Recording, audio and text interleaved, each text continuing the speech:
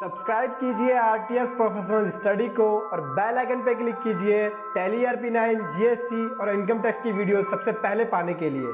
GSTR 6। हाँ जी दोस्तों, आज मैं बात करने वाला हूँ जीएसटीआर 6 के बारे में।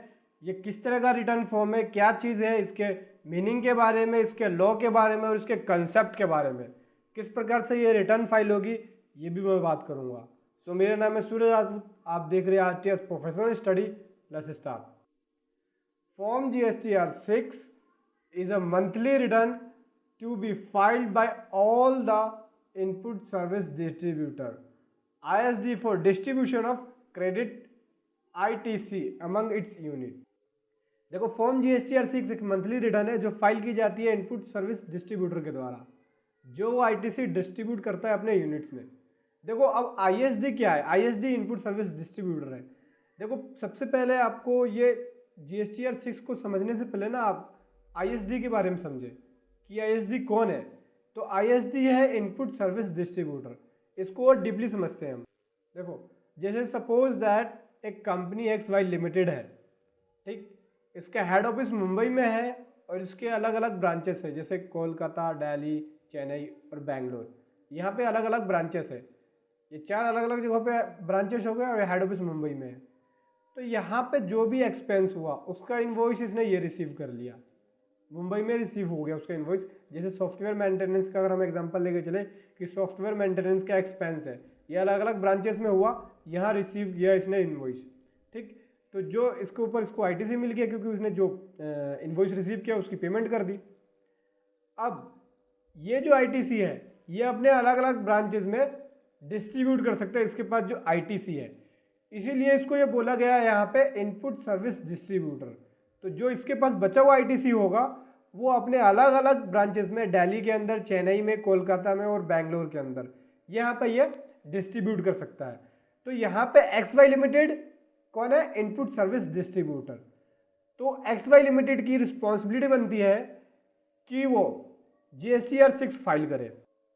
देखो, यहाँ पे कुछ सिचुएशन है जहाँ पे ISD एप्लीकेबल नहीं होगा। Situation where ISD is not applicable, जैसे purchase of raw material and capital goods, machine purchase on which paid input. देखो, अगर आपने परचेज किया रॉ मटेरियल या कैपिटल गुड्स, जैसे मशीन परचेज करी और उस पर आपने इनपुट पे किया, तो उस केस में आप ISD डिस्ट्रीब्यूटर नहीं होंगे, यहाँ पे एप्लीकेबल नहीं होगा। टू आउटसोर्स मैन्युफैक्चर और सर्विस प्रोवाइडर, या आपने किसी से जॉब वर्क करवा लिया है, किसी जॉब वर्कर से आपने मैन्युफैक्चरिंग करवा लिया, किसी अदर पार्टी से मैन्युफैक्चरिंग करवा ली और उसको फिनिश गुड में कन्वर्ट कर दिया, तो वहाँ पे जो ITC होगा वो भी जो आपने इनपुट पेड किया वहाँ पे भी आप ISD नहीं होंगे, मतलब वहाँ पे भी ISD नॉट एप्लीकेबल होगा, ठीक है। ध्यान रखना इन पॉइंट को। फिर उसके बाद हम बात करें कि ISD को क्या मैंडेटरी रजिस्ट्रेशन के लिए, जी हाँ, mandatory registration for input service distributor as a ISD apart from its registration as a normal tax payer under the GST act.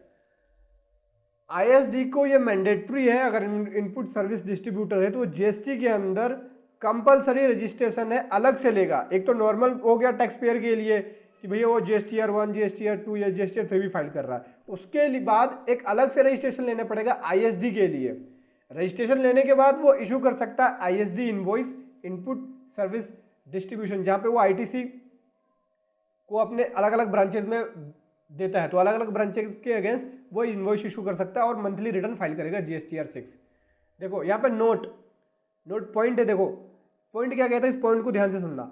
Amount of tax credit distribute should not exceed the amount of tax credit avail the ISD as at the end of relevant month to be filed in form GSTR 6 by 13 of succeeding month by ISD or the extended dated if any।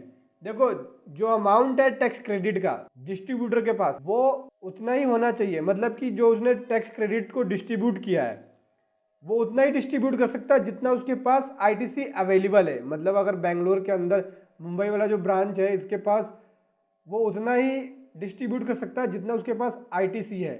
ITC access distribute नहीं कर सकता, जितना available ITC होगा उतना ही अपने अलग अलग branches के अंदर ये डिस्ट्रीब्यूट कर सकता है। ये पॉइंट यही बोल रहा है जब वो फाइल करता है monthly GSTR 6 every 13 of succeeding month को, या फिर अगर डेट एक्सटेंड कर दी गई है तो उस केस में। दोस्तों और मैं आपको मैनुअल के थ्रू समझाता हूँ कि किस तरीके से वो पोर्टल पे लॉगिन करेगा जीएसटी के पोर्टल पे, और किस तरीके से रिटर्न को फाइल करेगा, रिटर्न के अंदर कौन कौन सी टेबल के अंदर वो इनवॉइसेस को अपलोड करेगा, ये सारी चीज़ें बताता हूँ। तो चलिए शुरू करते हैं। पोर्टल पे जाएगा, लॉगिन कर लेगा, लॉगिन करने के बाद सर्विस में जाना है, सर्विस के बाद रिटर्न में जाना है, रिटर्न डैशबोर्ड पे जाना है। यहाँ से फाइनेंशियल ईयर सिलेक्ट कर लिया, यहाँ से मंथ सेलेक्ट कर लिया जिस मंथ के अगेंस्ट आपको रिटर्न फाइल करनी है, ठीक। उसके बाद क्लिक कर दिया, सर्च पे क्लिक करने के बाद 2 रिटर्न आ जाएगी आपके सामने, GSTR 6 एंड GSTR 6 है।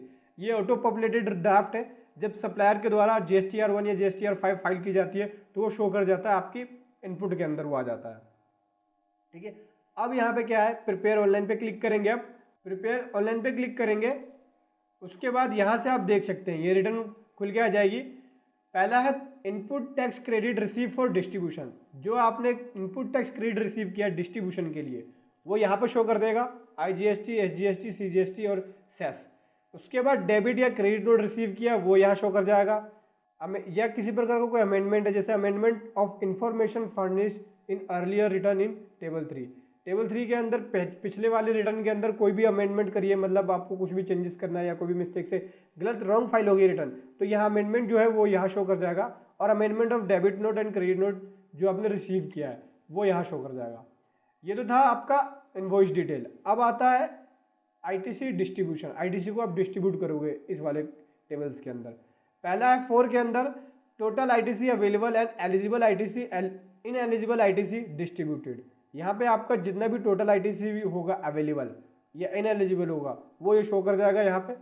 फिर distribution of input tax credit ISD invoice and ISD credit note, यहाँ पे जो आप डिस्ट्रीब्यूट कर रहे हैं अपने अलग अलग ब्रांचेस के अंदर, वो यहाँ पे जो भी इनवॉइस की डिटेल होगी यहाँ पे चढ़ाएंगे तो यहाँ से डिस्ट्रीब्यूशन शो कर जाएगा कि भैया टोटल एलिजिबल ITC इतना है और टोटल इनएलिजिबल ITC इतना है जो डिस्ट्रीब्यूशन के लिए। फिर यहाँ से आप redistribution of ITC distribution earlier return, यहाँ से आप रीडिस्ट्रीब्यूशन कर सकते हैं जहाँ पे आपने पिछले मंथ की रिटर्न के अंदर ना किया हो या कुछ रह गया हो।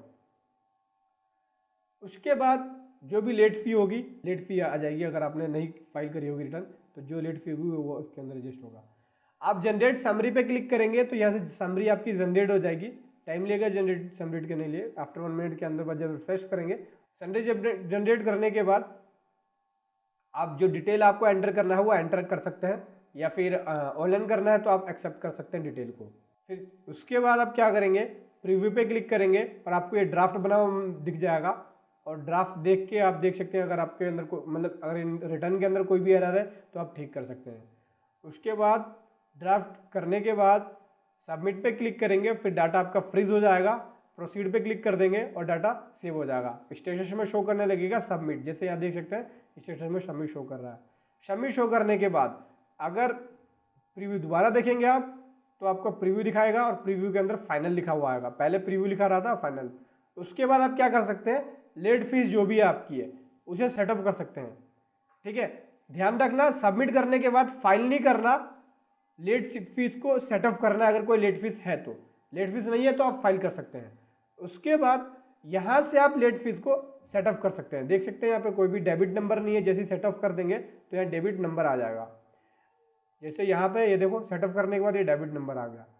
उसके बाद आप क्या करेंगे, जैसी सेटअप हो जाएगी आपकी लेट फीस, फाइल रिटर्न पे जाएंगे और यहाँ से आप DSC या EVC का यूज़ करके रिटर्न को फाइल करके प्रोसीड कर देंगे, और इस प्रकार से आपकी GSTR 6 फाइल हो जाएगी।